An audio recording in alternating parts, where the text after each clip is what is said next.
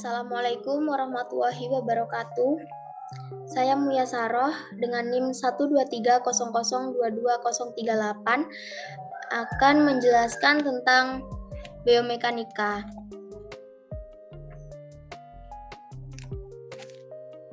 Nah, apa sih biomekanika itu? Secara terminologi, biomekanika terdiri dari kata bio yang berarti makhluk hidup. Kata mekanikal sendiri mempunyai arti gerakan, dan biomekanika sendiri adalah ilmu yang mempelajari gerakan pada makhluk hidup, di mana dalam biomekanika ini mempelajari gerakan dengan aktivitas otot pada manusia.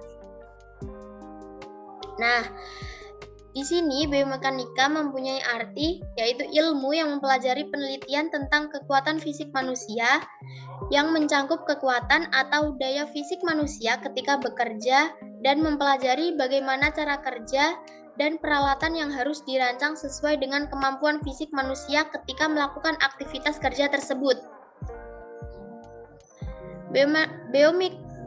Biomekanika kerja dapat diartikan sebagai keilmuan yang mempelajari interaksi fisik antara pekerja dengan peralatan, mesin, dan material, sehingga dicapai performansi yang optimal dari pekerja dan meminimalisasi resiko terjadinya gangguan muskuloskeletal. Selanjutnya, terdapat penerapan biomekanika. Ada 4 penerapan biomekanika. Yang pertama, mekanika tubuh. Yang kedua, kesegarisan tubuh.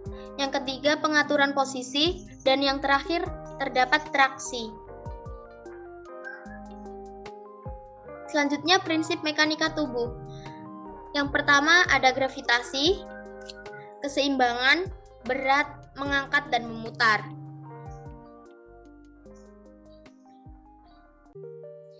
Apa sih biomekanika tubuh itu? Mekanika tubuh adalah usaha untuk mengkoordinasi sistem muskuloskeletal dan saraf, sehingga individu dapat bergerak, mengangkat, membungkuk, berdiri, duduk, berbaring, dan melakukan aktivitas sehari-hari dengan sempurna. Tujuan dari mekanika tubuh sendiri yaitu untuk meningkatkan kesejajaran tubuh yang benar, menghemat energi, dan mencegah cedera fisik. Dampak dari mekanika tubuh yang pertama yaitu terjadi ketegangan sehingga memudahkan timbulnya kelelahan dan gangguan pada sistem muskuloskeletal. Yang kedua, terjadinya resiko kecelakaan pada sistem muskuloskeletal.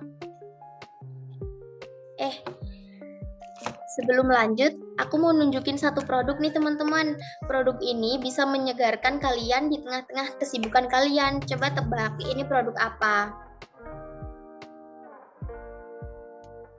Ini tuh parfum. Nggak kelihatan ya. Nah, kelihatan.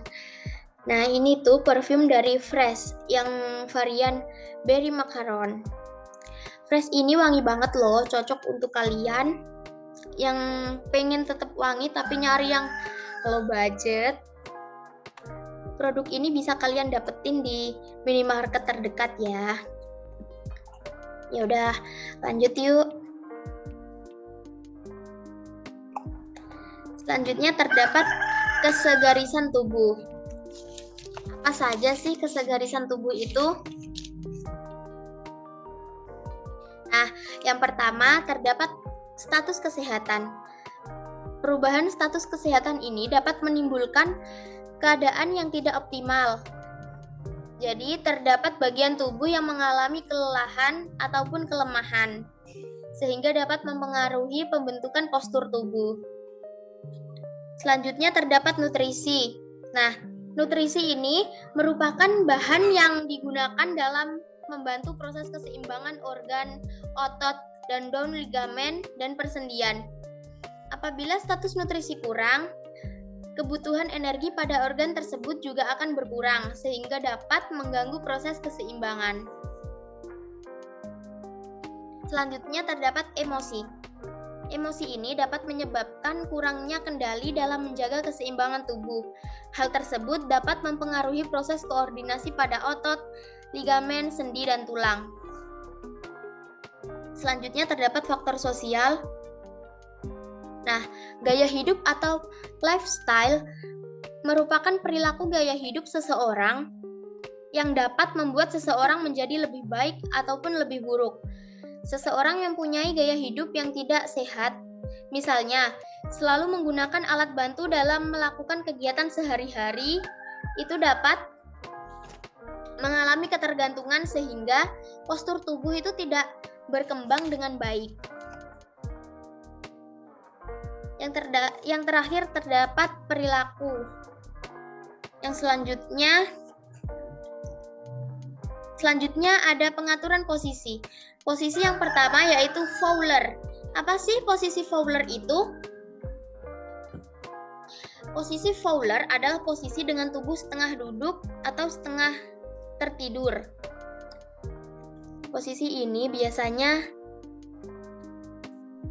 digunakan untuk memfasilitasi fungsi pernafasan dan mempertahankan kenyamanan. Yang kedua terdapat posisi SIM.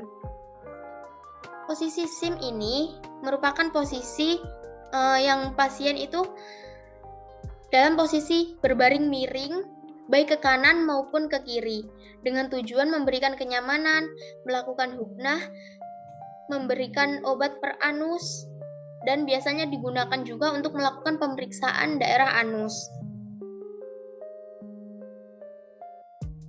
Selanjutnya terdapat posisi dorsal recumbent. Pada posisi dorsal recumbent ini, pasien ditempatkan pada posisi telentang dengan kedua lutut fleksi di atas tempat tidur. Nah, posisi dorsal recumbent ini biasanya digunakan untuk saat pemeriksaan genitalia, lalu pemeriksaan daerah genitalia, dan posisi saat persalinan. Selanjutnya terdapat posisi litotomi. Pada posisi litotomi ini, pasien ditempatkan pada posisi telentang dengan mengangkat kedua kaki dan ditarik ke atas abdomen. Posisi litotomi ini biasanya digunakan saat proses persalinan dan pemasangan alat kontrasepsi. Selanjutnya terdapat posisi genupektoral.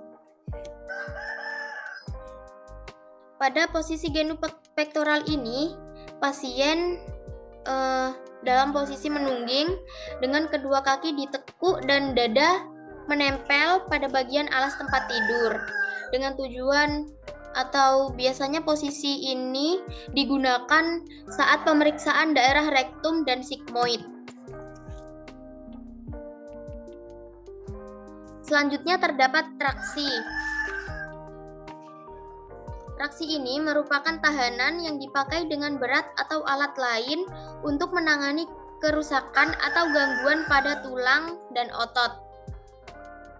Prinsip traksi sendiri yaitu untuk menarik tahanan yang diaplikasikan pada tubuh, tungkai, pelvis, atau tulang belakang, dan menarik tahanan yang diaplikasikan pada arah yang berlawanan disebut counter traksi.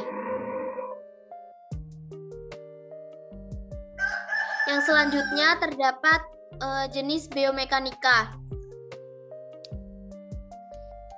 Jenis biomekanika ada dua, yaitu general biomekanik dan okupasional biomekanik. General biomekanik sendiri dibagi menjadi dua, yaitu biostatik dan biodinamik. Apa sih general biomekanik itu? General biomekanik merupakan bagian dari biomekanika yang membahas tentang konsep-konsep dasar yang mempengaruhi tubuh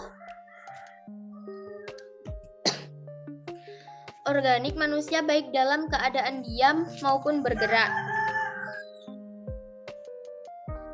Lalu biostatik. Biostatik ini merupakan bagian dari biomekanika umum yang hanya menganalisis tubuh pada posisi diam atau bergerak dan garis lurus dengan kecepatan seragam. Lalu yang selanjutnya terdapat biodinamik. Biodinamik ini merupakan bagian dari biomekanika umum yang berkaitan dengan gambaran gerakan tubuh tanpa mempertimbangkan gaya yang terjadi atau kinematik dan gerakan yang disebut gaya yang bekerja dalam tubuh atau kinetik. Okupasional biomekanik sendiri merupakan sebagian dari mekanik terapan yang mempelajari interaksi fisik antara pekerja dengan mesin, material, dan peralatan dengan tujuan untuk meminimumkan keluhan pada sistem kerangka otot agar produktivitas kerja dapat meningkat.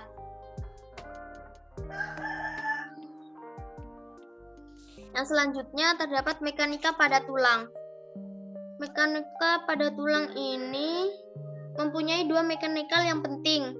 Yang pertama, tulang memberikan kerangka skeletal yang kaku untuk menyangga dan melindungi jaringan tubuh. Dan yang kedua, tulang membentuk suatu sistem yang dapat digerakkan dengan gaya dari otot yang melekat pada tulang tersebut. Bagian atau unsur tulang yang terpenting yaitu kalsium karbonat. Selanjutnya terdapat connective tissue.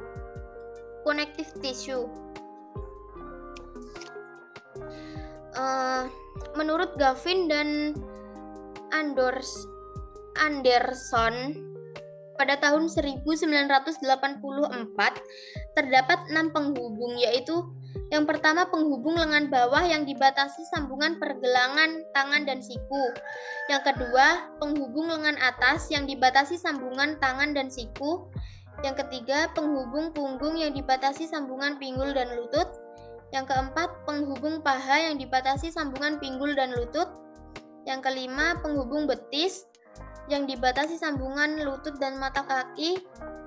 Dan yang terakhir yaitu penghubung kaki yang dibatasi sambungan mata kaki dan telapak kaki.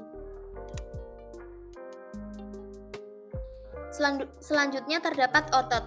Otot striati atau otot sadar. Otot yang terbentuk atas fiber atau fibre dengan ukuran panjang dari 10 sampai 40 mm dan diameter 0,01 sampai 0,1 mm.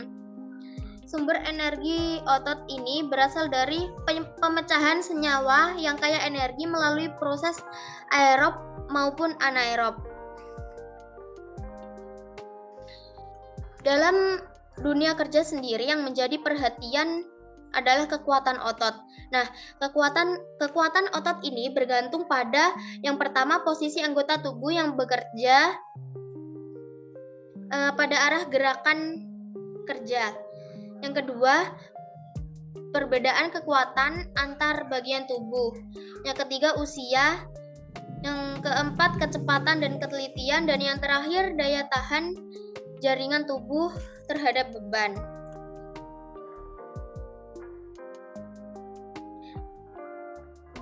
Sekian presentasi dari saya. Kurang lebihnya saya mohon maaf. Apabila ada kesalahan, saya juga mohon maaf. Terima kasih. Wassalamualaikum warahmatullahi wabarakatuh.